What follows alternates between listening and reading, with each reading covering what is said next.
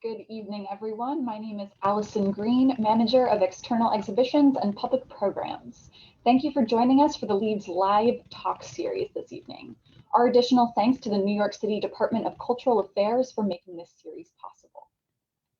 Tonight's program is a conversation on Cuban American artist and League alum Emilio Sanchez.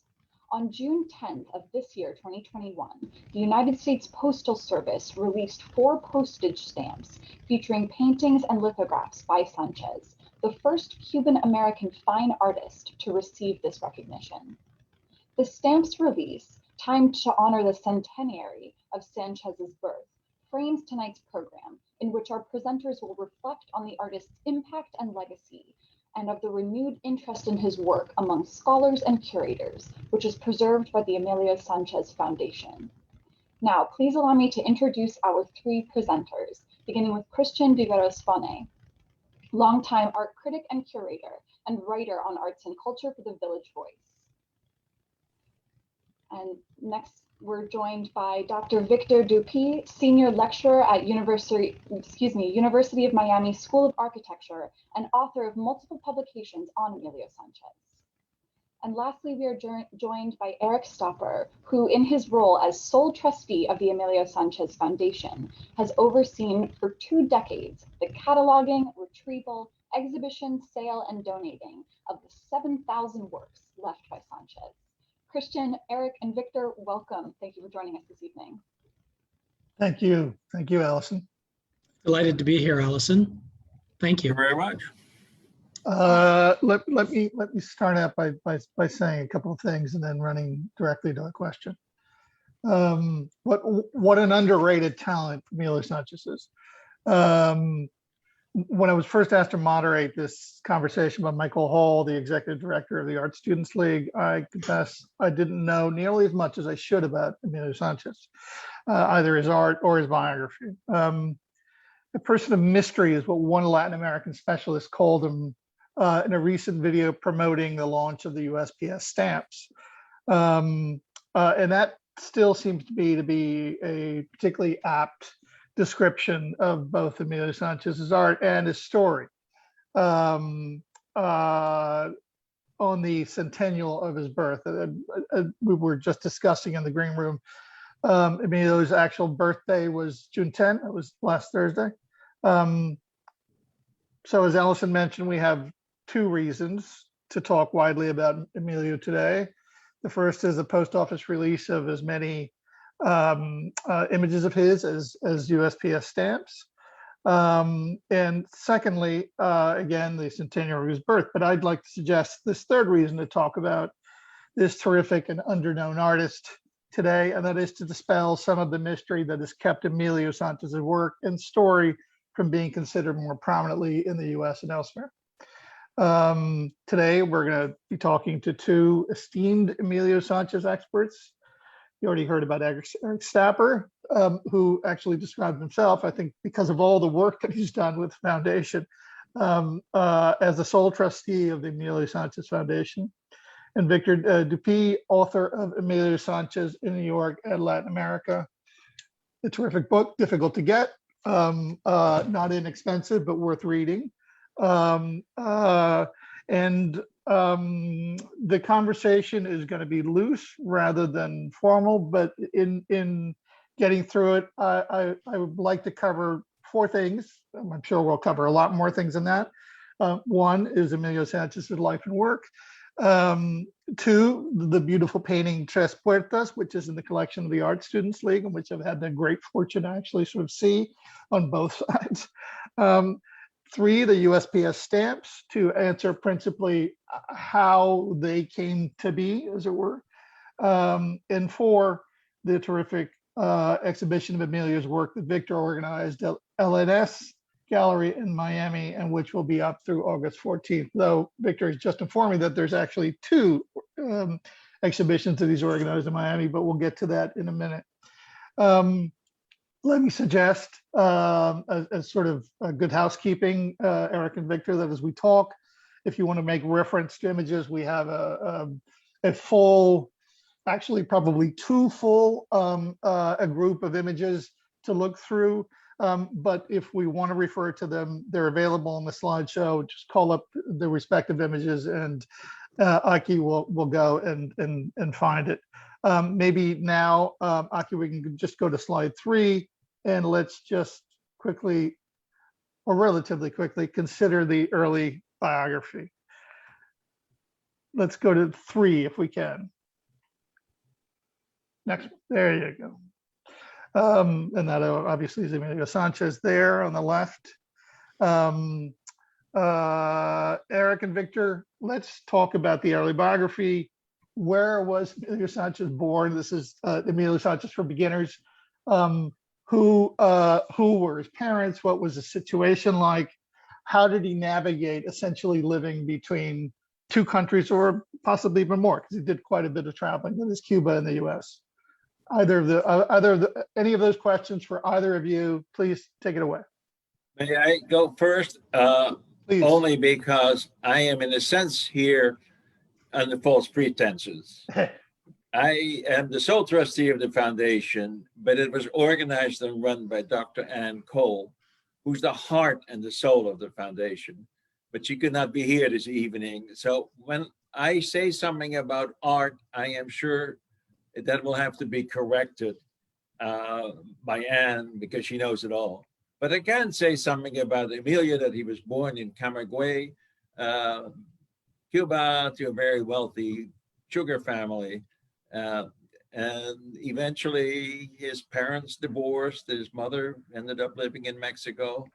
Emilio was brought up initially on the farm, so to speak, by governesses, and then started going to various private schools. But there's some more details that I know Victor will add. I'm sorry, the image on our right, that is the farm, correct? That's the sugar plantation? Sure, yes. That's not the actual house that he grew up in. I believe that's in the next slide. But this was both a sugar mill and a series of associated sugar farms that the family also owned. But originally, the Sanchez came to Cuba in the late 16th century from the Yucatan. They had originally gone to Mexico from Spain, and they settled in Havana. And at some point, a branch moved southeast to Camagüey, where they became involved in agriculture and trade. And so it was there that after abolition, that his grandfather started buying out these large sugar plantations that were difficult to manage, because without slave labor, they basically became cut up. And he was one of the pioneer transformative leaders in the sugar industry. So he grew up in this kind of wealthy but rural and rustic environment, and the colonial era buildings, the rustic housing for the workers in the mill, and of course the landscape with the rolling hills, the swaying palm trees, all very early on instilled in him this love of the Caribbean vernacular, and he would carry it out with him throughout his life. So right. That stuck with him. We'll see that in other images as we go forward. I didn't mean to interrupt you. No worries. Let's go to the next slide. No, so, go on. So after several prep schools, he enrolled at Yale University for a year, and then transferred to the University of Virginia, where he did not study architecture, unlike what many people say. We have his enrollment records, so we know he did not study architecture. And when the university shut down because of the Second World War, he moved to New York to pursue his dream of studying art at the Art Students League. And of course, Stuart Clonis, whose figure you see on the left, was of course the director at that time, in a way rescuing the league from the under-enrollment, because everyone had gone to the war, particularly with the GI Bill. And then, of course, some of his teachers that were present at the time, Kenneth Hayes Miller, but also Reginald Marsh. and others. I don't know what's beeping. Somebody's beeping. Anyway. Victor, may I just, otherwise we'll skip it. It was his stepfather who urged him to go to the Art Student League. He had already done some work. I'm not sure when he illustrated his stepfather's books, but it was really the stepfather who pushed him to go to the Art Institute. And as we know, Emilio did not graduate from any college, but he had enough hours accumulated at the Art Institute that he could have had a degree if it was a degree in institution. Correct. Well, he certainly could have had a degree in education of some sort. He went to Yale, he went to University of Virginia, he went through many prep schools. I don't know, I counted at least 3, I think, or 4 in Victor's book. And let's name the stepfather. That's Felipe Cosio del Pomar. For students of Latin American art history, you might know who he is. He's a Peruvian painter and writer who essentially, among other things, goes to Mexico, marries obviously Emilio's mother, goes to Mexico and starts an art school. And if any of you want to take the story away from this point, please do. It's in San Miguel de Allende, and it does also sort of become almost like a second school for Emilio. Indeed, it was a hotbed of progressive thinking modeled on the Bauhaus in Germany. So it had an art school, but it also had a vocational program for local artisans to learn things like weaving, carving, and things of that sort. And so a number of international figures were coming through, painters like Carlos Merida, David Alfaro Siqueiros. We'll talk about it later, because in fact, even though while he was visiting San Miguel as a high school student, it wasn't until actually he finished with the Art Students League that he actually went to Mexico and produced the majority of his work there and became embroiled with the culture of the school. So at this point, his initial training is at the Art Students League with a number of influential teachers in the program. His first who? Yeah. Well, his first class was with Howard Trafton, famous of the Trafton script, who taught him. It was actually a course on graphic design. Drawing or beginning oil. It was commercial design. So that was rather interesting. And in fact, the Archives of American Art in the Smithsonian has a number of his works from that very, very first class, where he was doing tapestry designs and all kinds of graphic patterns, quite extraordinary with Cuban backgrounds. He also studied with Robert Beverly Hale, William McNulty, and Robert Ward Johnson was one of his most influential figures. And then the person with whom he studied the most was DuMond, Frank Vincent DuMond, the legendary ultra-traditional figurative painter who also ran the Summer Academy in Lyme. He took more classes with DuMond than anyone, and so did a Cuban much earlier in the century, Marcelo Pogolotti, who was also close friends with Emilio and his stepfather. But Victor, let's talk about some of the people who he studied with apparently the least, or didn't study with at all, who, in fact, you say and others say had a great deal of influence on him. Thinking Reginald Marsh, who's the person who most comes to mind, right? And the person often cited, and Yasuo Kuniyoshi, Don Kingman, correct. Right? There you go. Thank you for that slide. How is it that how is it explained that maybe not having taken direct instruction from someone like Marsh, or Kingman or someone else, that he, could essentially imbibe the lessons. Well, I mean, just because he didn't enroll in their courses didn't mean he didn't sit in on them. And then the Art Students League would have every week between 5 p.m. and 6 p.m. open sessions. So it's entirely plausible that he had a series of engagements with Marsh. But beside that, it's the work, the kind of cityscapes, looking at New York from across the Hudson, the kind of burlesque theater scenes, the kind of cluttered compositions. Marsh had all these sort of Muscle Beach scenes, and some of his early figurative works are collages of figures on top of one another. So in many ways, the Marsh is obvious. And in an exhibition catalog from one of his shows in Cuba, he literally states that he studied with Marsh. So I don't doubt it for a minute.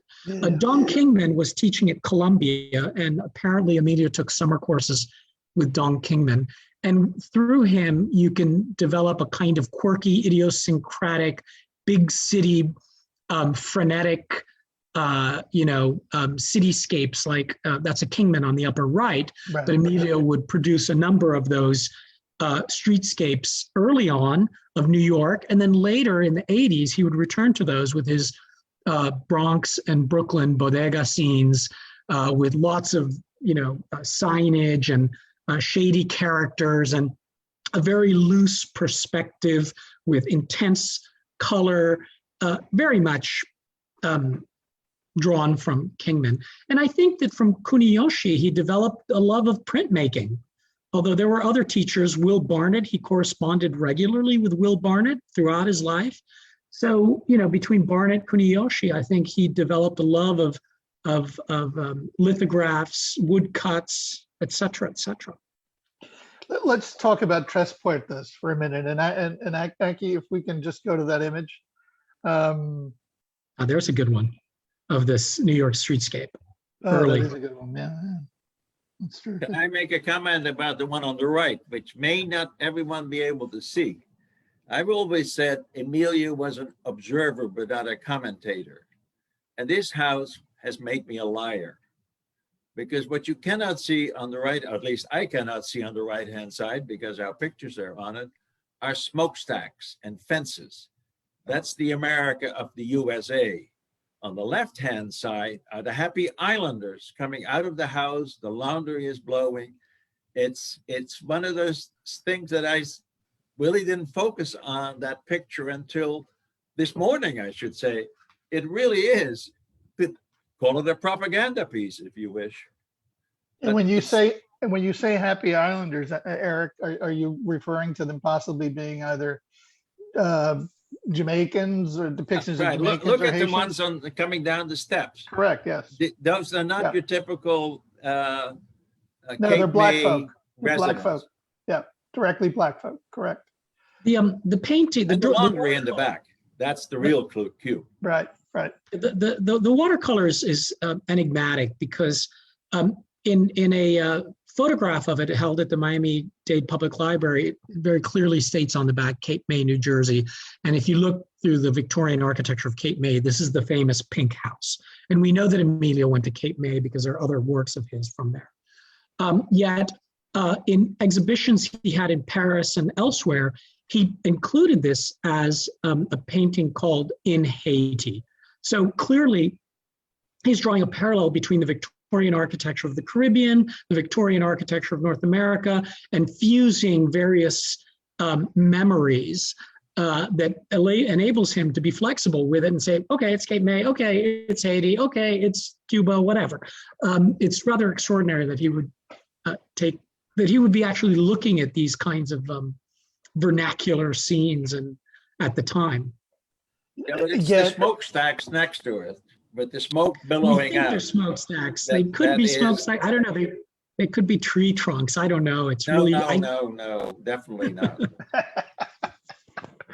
I don't know. Listen, I do want to dial back in the slideshow to sort of go forward the Tres Puertas, the work that's in the collection of the art students. Like, there you go. Like I mentioned earlier, I was lucky enough to actually see the painting live and in person about a month and a half back, and also see the back of it. And the back, unfortunately, the front was perfect and the back was scuffed. You couldn't see the date. So among other things, I'm curious about a number of things. One, what's the date on that painting, more or less? Two, how did that painting get there? Oil or litho? No, that's oil. That's an oil.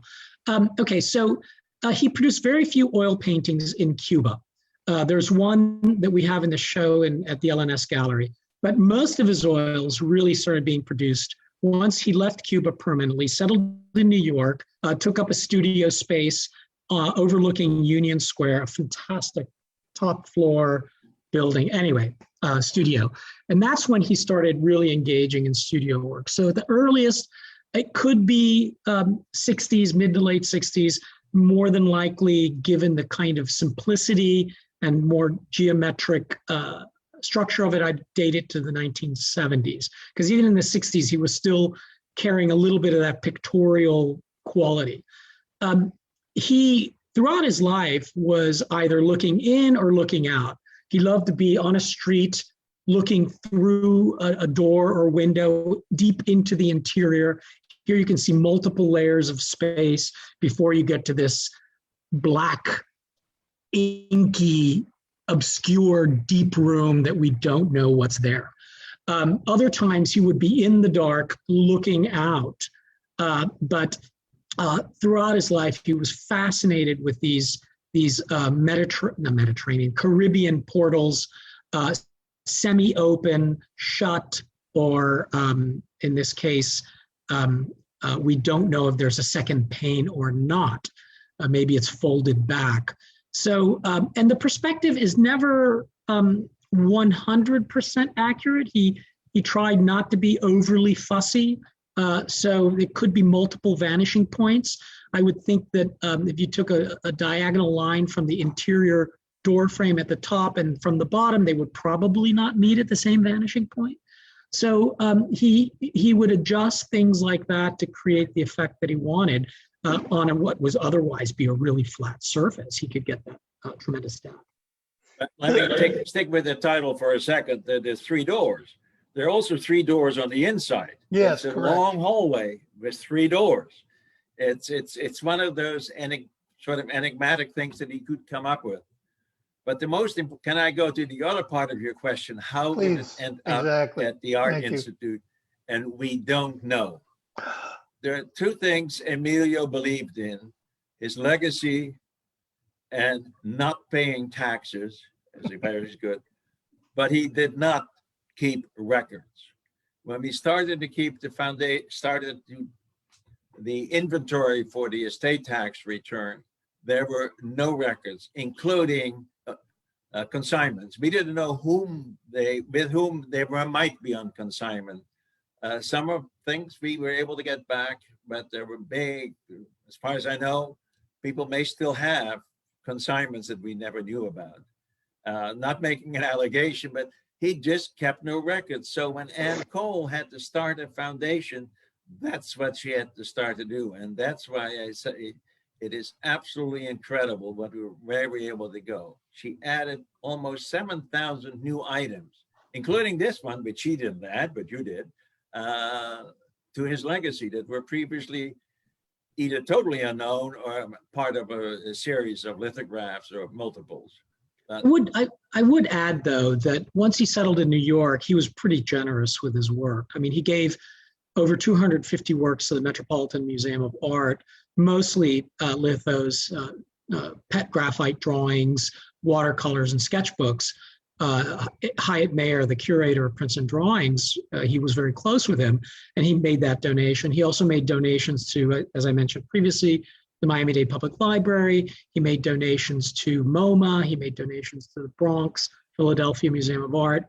And it wouldn't surprise me that he, like many other Art Students League graduates, donated works as they became members lifelong members of the institution.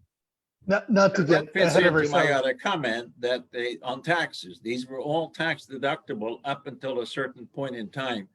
And after the law changed, Emilio kept complaining to me, oh, why did they change it? I can't give my work away anymore and get a tax deduction.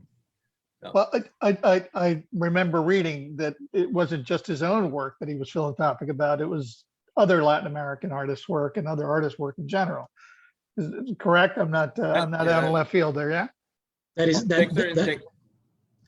is correct. That is correct. In fact, he gave a dozen or so works to the Met from various Latin American and even Cuban artists, including his contemporary Daniel Serra Badoué.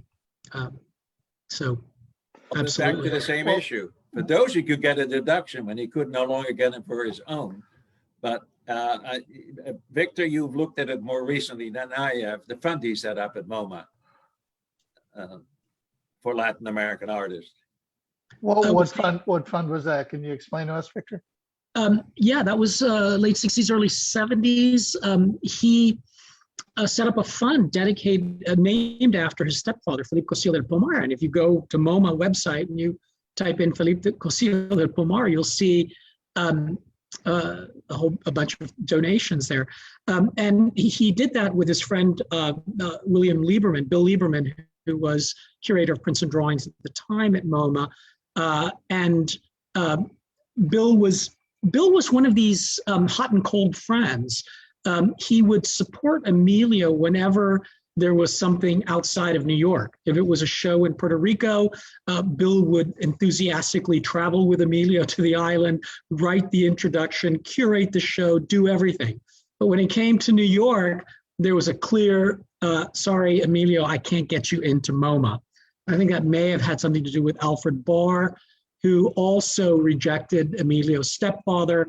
And so it was a very tricky relationship with MoMA. And so Emilio tried to make a financial donation. And he also told Bill Lieberman, please keep my name out of it. I don't want any recognition for this. Of course, it's all in letters at the MoMA's archives in Queens, which I had the chance to sift through and figure it out. But yeah, he set it up, again, trying to break into this New York stranglehold that, as we know now, when we look back, and sorry, MoMA, I love MoMA, but you know, it was not particularly kind to Black architects, certainly. And of course, the Guerrilla Girls had to punch their way through. And Emilio sort of fell into that large group of people who had no space in MoMA. Let's, Enki, can we go to slides 13, 14, 15, and 16? I just want to go back to Cosillo del Pomar and there we go. Okay, right. And the Escuela Universitaria de Bellas Artes. Yeah. As again, a place where, you know, Sanchez draws a great deal of his sort of cosmopolitan artistic breath, right? If you want to put it that way. Yeah, his stepfather's the handsome, well-dressed man on the left. He was a painter, by the way. Felipe was trained in Paris in the circle of Matisse, and was close friends with Diego Rivera in Paris. And the Mexican Secretary of Education at the time, named Jose Vasconcelos, the National Library of Mexico is named after him, was hugely helpful in setting up this school. And of course, Vasconcelos wrote about this so-called indigenism, the cosmic race of the Americas. And, you know, this was at the root of the education at the escuela, and it was run by Felipe and by an American, a Chicago, Princeton-trained painter, Sterling Dickinson, who did a lot of woodcuts and funny little books on travel. And a very interesting mix of faculty that came through. If you go to the next slide, you can see some of those people.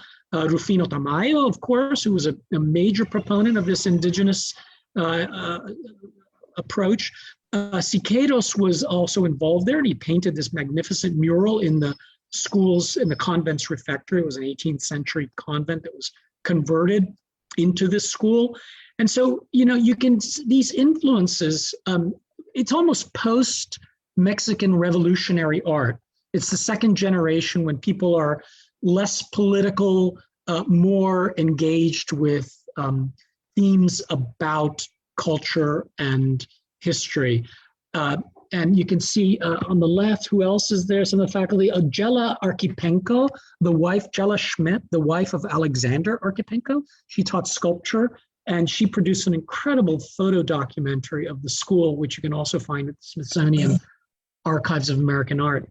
So if you go to the next slide, you can see Emilio's work from that period, capturing portraits of campesinos, folk dancers at the 18th century monastery of Atotonilco, just outside of San Miguel de Allende. Really, his first exposure to this idea of indigenous culture. And he would carry that with him to the Caribbean immediately thereafter, to Jamaica, Haiti, St. Thomas, St. Croix, Grenada, Barbados, and of course, Cuba. Let me interject a non-artistic comment. The lady to whom this collection is attributed, I happened to have lunch with her with other friends in Austin. And she said, oh, I am just finishing a house in San Miguel de Allende and I have a lot of bare walls. And I said, would you like to buy some Emilio Sanchez works that relate back to San Miguel de Allende? And that's how we did it. I'm just using, as you will learn maybe later on, the amount of totally unexpected things that have happened, including Victor, and if just, I could never have done it because Bill Lieberman said, oh, I'll help you. And Wilder Green said, I'll help you. But by the time we settled the will litigation, they had both died, as well as Emilio's surviving partner. So, and really had to start from scratch and find these kinds of works. I have no idea where she found them or where they came from, but he was a happy purchaser. I want to ask you both a question about politics, personal politics, as much as actual sort of politics. And Victor, clearly you have a point when you mentioned that when Emilio is at the Escuela in San Miguel Allende, it's a second generation of muralist politics. Nonetheless, the politics are definitively there. So here's the question.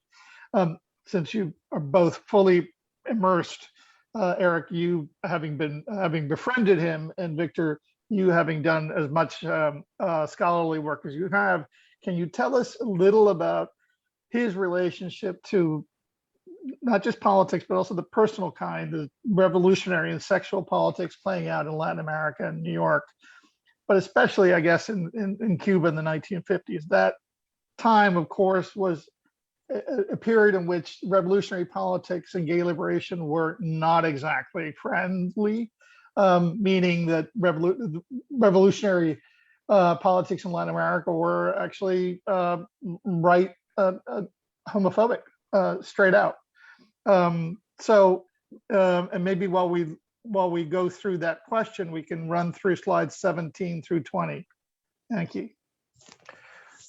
Let me go first on that one, and more, not so much the politics, in which we have absolutely no knowledge, and we never discussed it, as he also never discussed his homosexuality.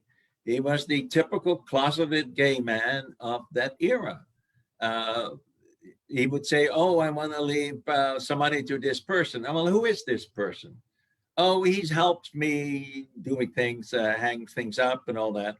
But he had a studio assistant named Rolando Paz, who'd been with him since he came out of high school. He did all the framing. He did all, all the things that he was the gopher. He went to get paper or easel, more canvas or what. And so he would never say who these people were. And, as a lawyer, you'd like to know who your client's beneficiaries are.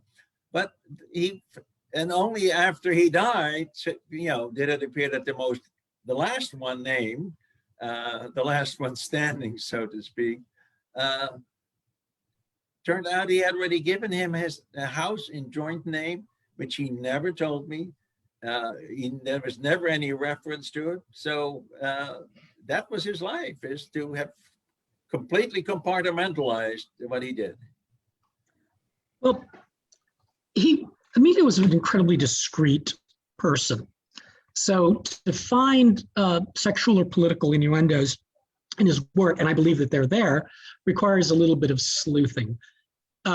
You saw earlier a work of a shanty town on the outskirts of Havana. Can't remember what slide that was. You go back, there you go, Las Yaguas.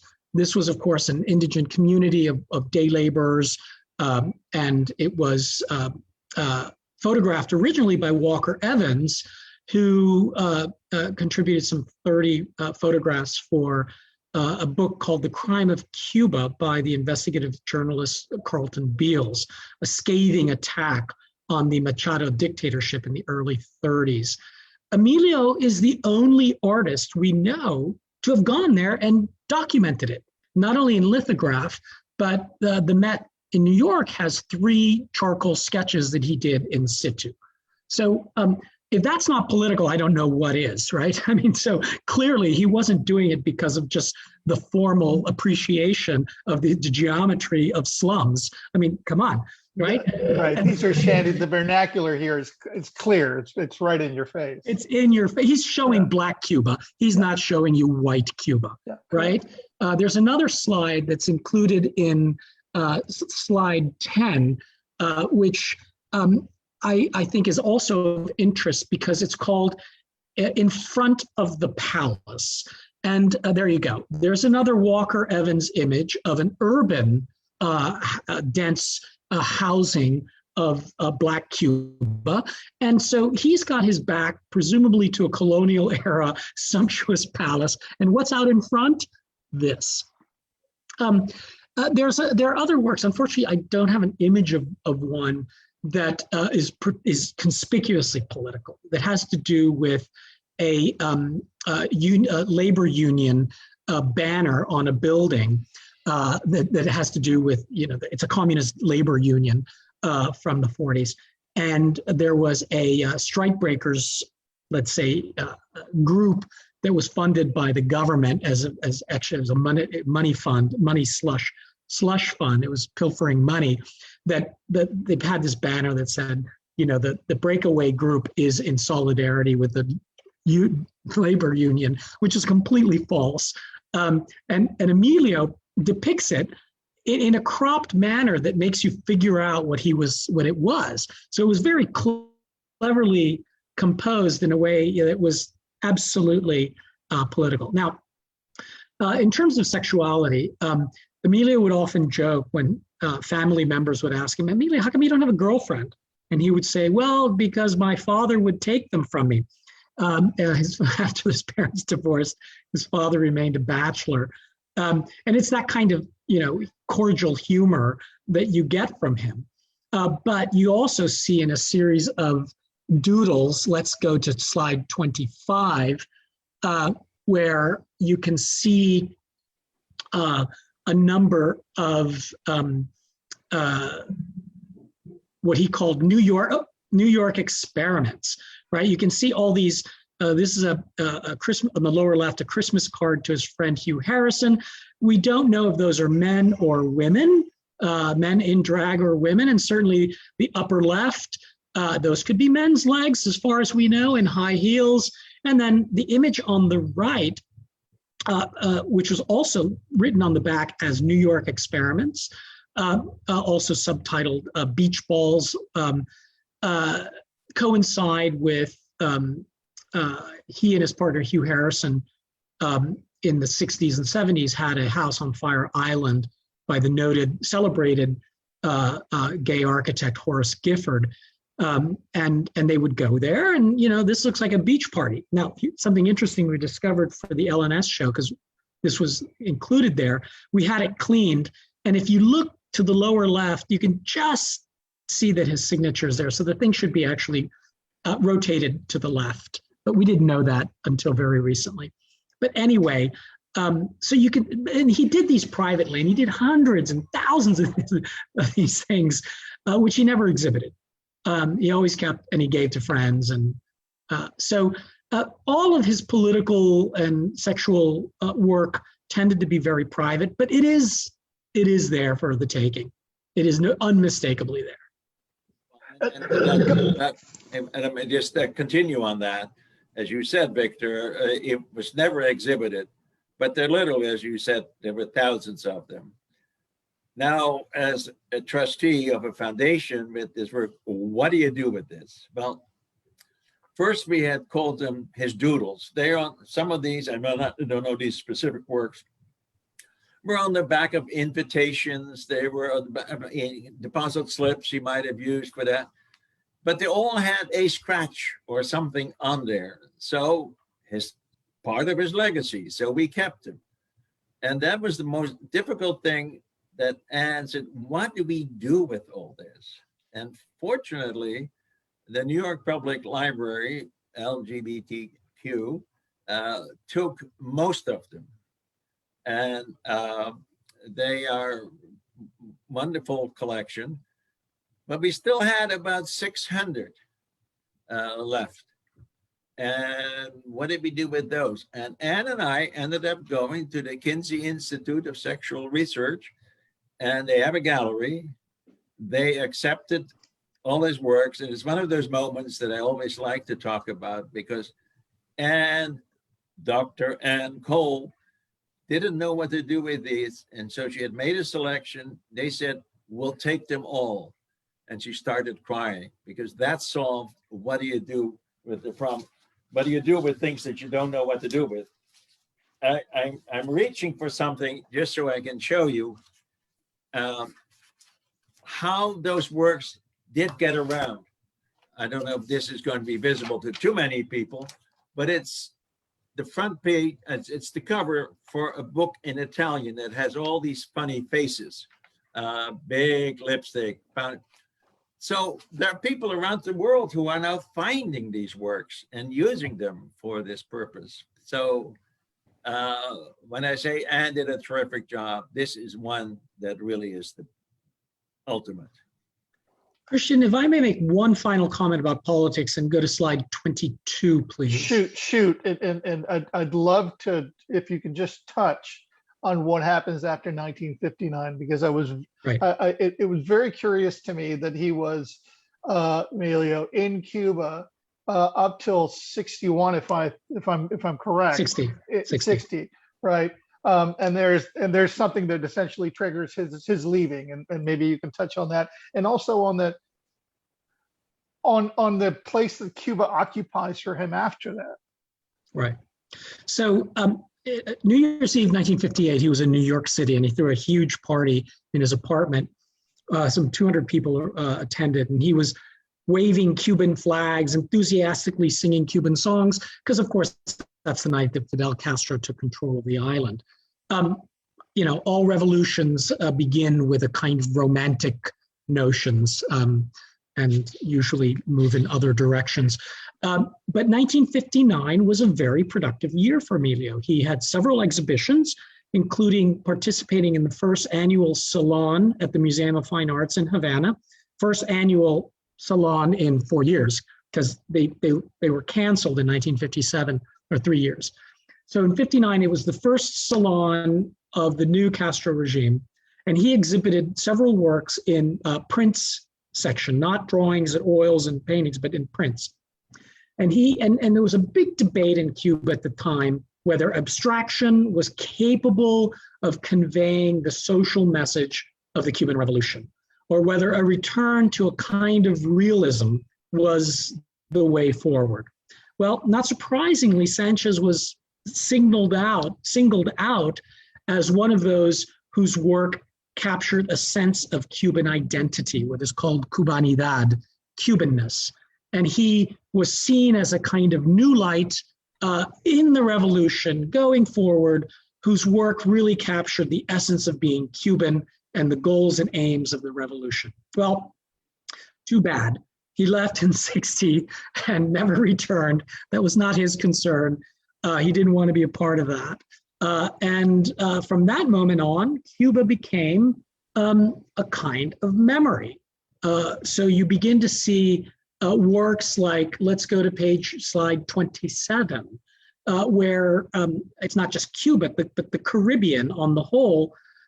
He continues to travel, but he begins to distill his memories of Cuba into a much more geometric, much more angular, much more limited palette, limited expression of brushstroke. If you look, for instance, at the upper right at the portal, the central portal, it's a color field painting. It's not, it's just pure geometry, color, and form. And so he begins to play much more in terms of pop art. He embraces aspects of abstraction without going entirely into abstract expressionism. He continues to travel, but just no longer to Cuba. And add one other little small feature. Shoot. Among his papers, we found his contribution to the fund for the Bay of Pig invasion. He had a cousin who landed in there and who had to be bought back. So sugar families did not rate highly in the new Cuba. No, they didn't. And the family's properties were expropriated, and then finally his studio / home was expropriated, I believe, before he actually even managed to set foot in it. Correct. But then one of the places that he continued to travel to, if you could put it that way, again, jumping ahead since we have very little time before the Q&A, was the Bronx, to pick up on the vernacular again, right? Which seemed to have never left him. I suppose he could have made images like that of, I don't know, somebody's manse, but he chose not to. His interest was in somehow or other always getting back to vernacular architecture. And in the case, say for example, of La Rumba Supermarket, I don't remember what slide that is, but I think it's 34. 34. Right. Next slide. These Bronx storefronts. The next slide. The next slide. Upper There you left. go. The one on the upper left. Correct. Yeah, we get a sense of not just, what would you call this, Victor? This is no longer Cubanidad. What is this? Well, what's very interesting is if the earlier image we were talking about, Cape May in the Haiti, was a parallel, this is a parallel between the emerging Latino community of New York and the Bronx and Brooklyn. But he also did a series of these in Little Havana in Miami as well. And it's a return to the kind of comic work he was doing in the 40s. In the wake of Don Kingman, those New York streetscapes, often with these shady characters, gangsters or drug dealers. So often they're associated with maybe the previous one shows you some of the bodegas selling beer, selling. Oftentimes they would be like pharmacies, but they would say drugs, and he would play with a lot of the words, play with a lot of the products on sale, and then the people inside. The image on the left with the auto glass is a store in the Bronx. We have pictures of it, but the cars look like the Buicks and Studebakers that he knew in Havana. They were probably by the 1980s not these old cars, but pretty perfunctory 1980s automobiles. So again, there's this element of memory and playfulness in all of these. The middle lower left image of the two gentlemen are shaking hands, or are they actually doing a deal? What's going on? We don't know. So all of them have this really charming clay. Wait there, Anki, please. To close, and I'm sorry we don't have another 30 minutes to keep talking. But I want to close briefly with two things and sort of one comment or question for each of you. Erik, can we see you again? Where'd you go, Erik? He's there. I'm here. Okay, as far as I know, I'm around. There you go. For some reason, I wasn't seeing it. I want to point out Red House on the left in the slideshow, and right behind Erik's right shoulder. And I also wanted to ask Erik, you had this anecdote that you've repeated a number of times about a simple estate planning instruction that Emilio gave you. What was it? Make me famous. 3 words. But let me stick with these, since there were no records kept. I think, for instance, these 2 pictures show also the Cuban, the island, if you wish, versus the New York suburb. Is he just reporting or is he commenting? You can't, I don't know, others in the audience can see that there's a child behind Victor's image that I have in front of me. But what would happen is he would be invited maybe by these people, most likely, and for the weekend. And then as a housewarming or house hostess gift, he would paint their house. And that's what he would do. And that's most likely what this is. But again, he kept no records. We have no way of knowing where this is, who this is, or what the connection were. Okay, I think we're probably going to have to go to questions. I'm tempted to ask Victor one more thing. Victor, if we can make this brief so that we have 5 minutes of Q&A, or a little longer if we go over. But I want everyone to sort of realize how much of a literally hidden gem Emilio's work was until recently. Can you describe for us your encounter with his work? I think you said that he found you, or the work found you rather than you finding him. How did that happen? Yes, I was at the Metropolitan Museum of Art working on a larger theme of architectural representation. And my wife and I were leading a group of benefactors on a tour of Cuba. And so I did a quick look, and the first thing that came up was this charcoal drawing of a Cuban house from 1959. And I asked the curator if they had more, and they sent me to the card catalog, where I then made another request, and before you know it, a box with 250 drawings from Cuba appeared on my lap, and that got me going. And that's how art history is made. You know, it's a total accident. He found me. Yeah, and let's add, Emilio himself, having made the donation, went to the Met to look for it, but he could never find it. It was miscatalogued. He had a cousin who worked at the Met. She couldn't find it. So, Victor, thank you.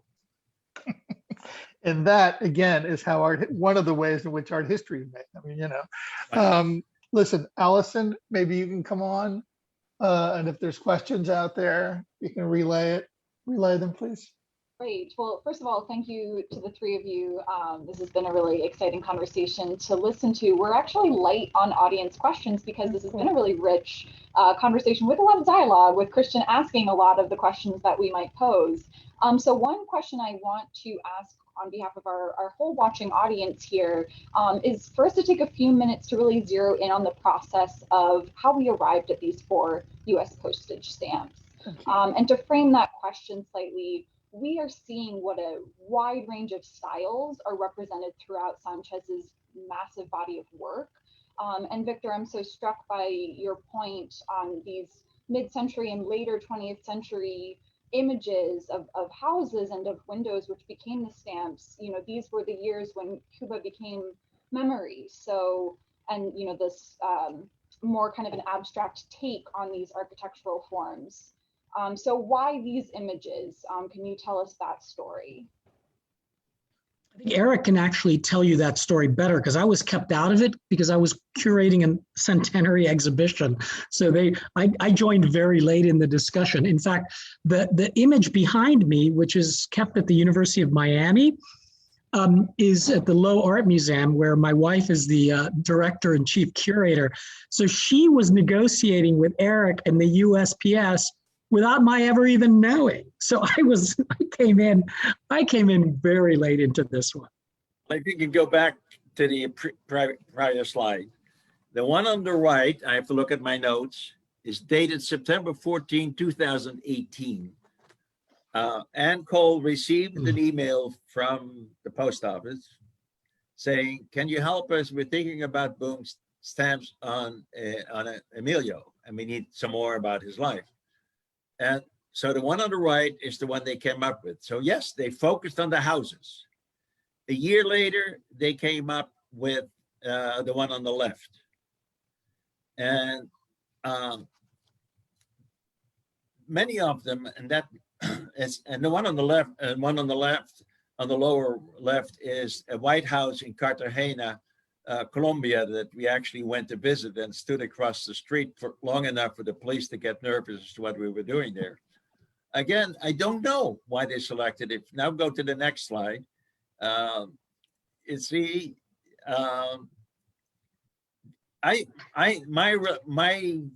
take on it is that the art director just continued to fall in love with the work of Emilio as he went along. And if you look at the whole pane, it's just itself a wonderful, and we still couldn't announce, we still couldn't tell Victor and Sergio that their show was going to be used for opening for the first day of issue, because we have a delay. What was the delay? To insert the picture, the portrait on the left. That had to be, of course, copyright, that had to be cleared and all that. So again, 2 months passed, and we just sat there. We never knew if this would happen or would happen on June 10th until finally in January, yes, it's going to happen. I would say that the four stamps, the four images, all resemble stamps being peeled off a page, unmistakably to me. And also that the USPS was considering other Cuban artists before. We know that from conversations with other scholars, that other people had been approached, but eventually they went with Sanchez.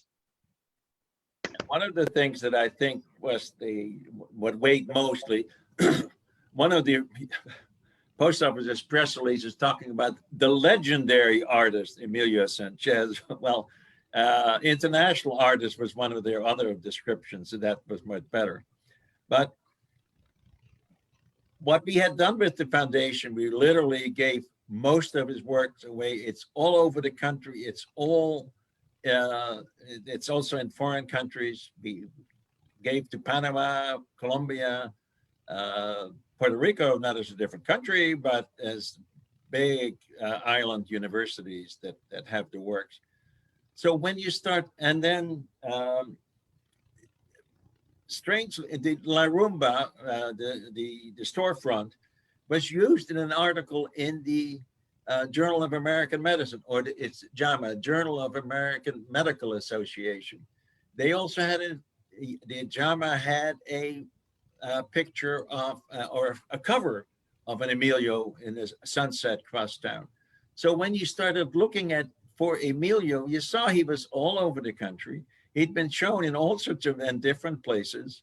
And I think that carried the weight that he really was, although nobody had ever heard of him, was well respected and well regarded in the art industry. One comment, quick comment about the image behind me, which is one of the four stamps. It's the only oil painting. The others are lithos. But it's not just an oil, it's a combined oil and watercolor on paper. It's rather large painting, it's extraordinary, which I also used on my book. But you can see that the actual window, the yellow bits, are luminous watercolor. The green is opaque oil. And so the whole, everything with green had to be sort of treated with some kind of rotted skin glue or shellac to make sure that the oil wouldn't eat through the paper. And then the stuff that was watercolored was extraordinarily luminous. And in fact, the stuff in bright light, the panel that's open is just the color of the paper. It is pure geometry, pure shadow, pure light, pure color, yet it's an unmistakable Caribbean window. It is hands down my favorite Emilio Sanchez painting, and I'm delighted that it's at the University of Miami and that it's one of the 4 stamps.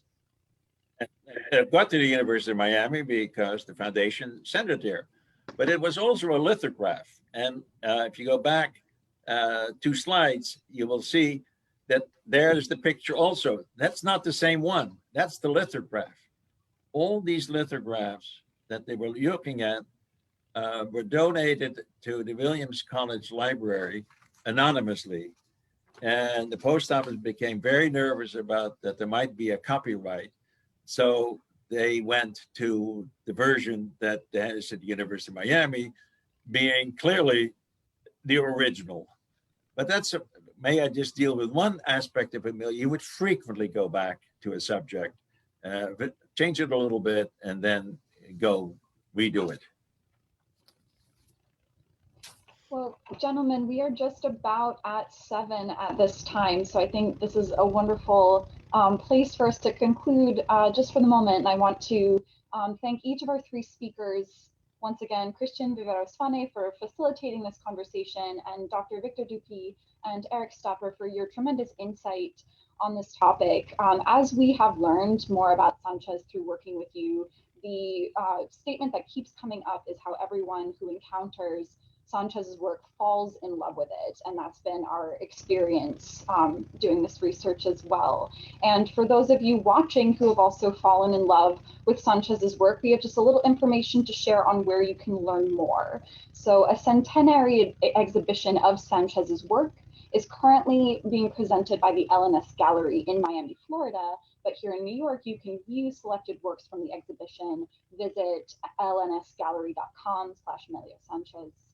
The USPS postage stamps are now on sale after their June 10th release. So head to USPS.com to pick up your sheet of the Emilio Sanchez Forever stamps.